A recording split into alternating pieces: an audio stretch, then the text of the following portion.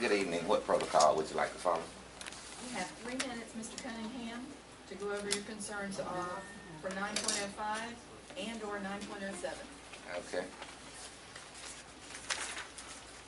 There's 2 sheets of information, Ms. Chap. If you would take 2 and pass them on down. Good evening. Thank you, Chairman Stivner, Vice Chairman Howard, Mrs. Fisher, Mr. Matthias, and Mrs. Brandenburg. I rise to speak tonight with, and I'm going to try to keep it under 3 minutes, some serious concerns regarding Lake County schools. I've been in this county since 1984, and I worked for the school system since 1984. And at present, Lake County has a crisis in leadership. I'm going to talk about the state of the schools. I'm going to talk about a comparison of now and then, and I'm going to talk about some personal integrity issues. State of the school system. You don't have time to go through that, but it's color-coded for you. Bottom line, if you start looking at 2007, 2008, everything that's red is ungood. Everything that, when I say ungood, is below state average. Everything that's yellow is at state average. Everything that's green is above state average. If you will look at 2014, we have absolutely nothing at or above state average. I would like for you to take special note to the math grade, the 8th grade math grade for both 2013 and 2014.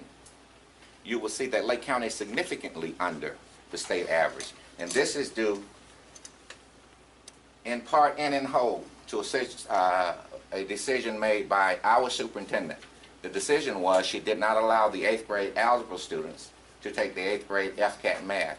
And you will see that Lake County is significantly below the state average. This happened twice. Let me tell you how this rings home for me. There are some principals I know that seriously feel that had that decision been different, our school grades would have been different. I speak as David Cunningham, the private citizen. Note that for the record, please.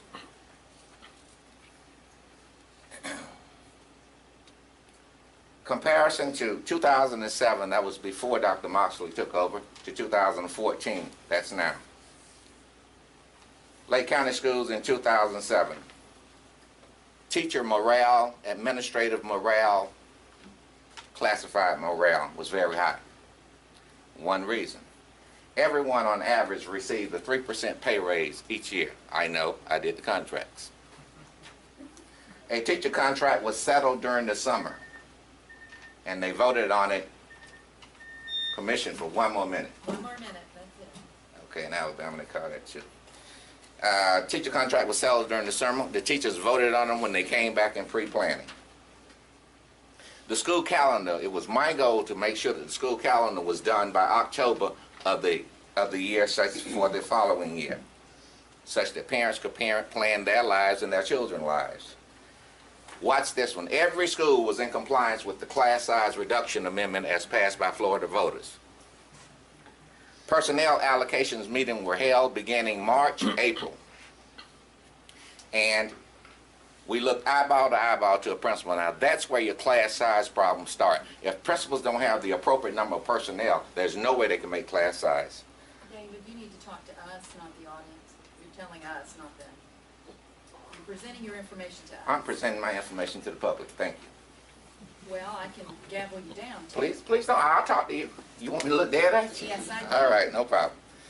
I met with principals eyeball to eyeball, and this is the most important thing. In 2007, 2008, Lake County schools were rated in A. Let me do your comparison now. Now, 2014, teachers, classified, administrative personnel, lowest since I've been here since 1984. Some people receive salary enhancement. You need to ramp it up, David. Okay, I got one more thing to say. Some people receive salary enhancement or raise, most people don't. As a matter of fact, the administrators in this room have not received... As a matter of fact, the administrators in this room have not received a raise since 2007. Back home, that's 8 years. excuse me, 7 years. Okay, The calendar for 2014, 2015 was approved by the board sometime late spring. Several schools were not in compliance with the class size amendment mandates. Personnel allocation meetings were never held. Personal integrity, and I guarantee this is the absolute last thing I'm going to say. This superintendent had lied to me on 2 occasions. Let me give you an example. it's over your time, we're not gonna go there. Okay, let me give you an example. Before she took office, David, yes, your time is up. okay, You need to sit down, please. thank you. Thank you. And for anyone who wants to hear the rest of the truth, call me.